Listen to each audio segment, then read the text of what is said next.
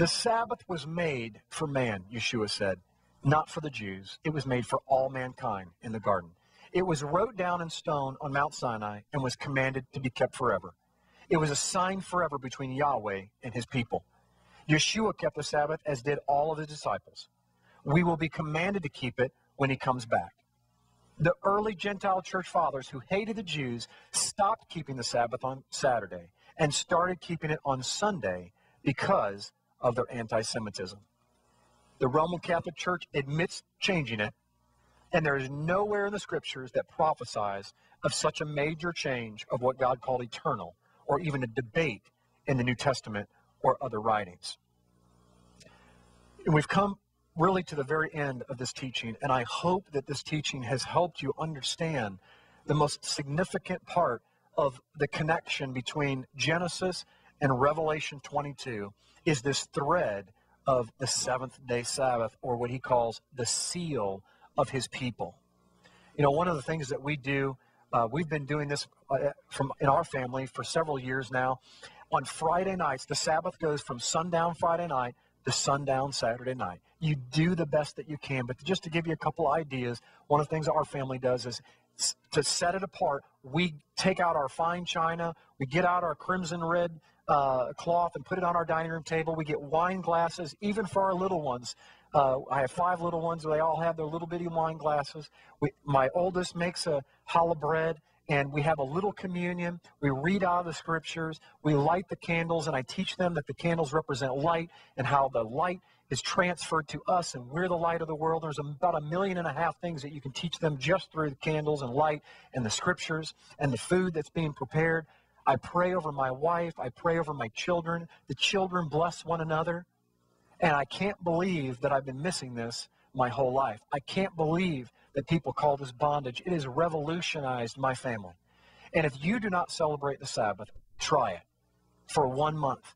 It will change your life. I promise you. Is it easy? No. We're all conditioned to do things the way we've always been doing them. But as you begin to get used to it, my kids on Tuesday always ask me, Monday and Tuesday, Daddy, when is the Sabbath? When is Shabbat? And by Friday, they're singing songs about the Sabbath. They can't wait. Why? Because it's daddy time. They know they're going to get me. My wife knows she's going to get me. And then on Saturday, I spend some time teaching them. Fathers should be teaching their children. This is the day set apart to do that.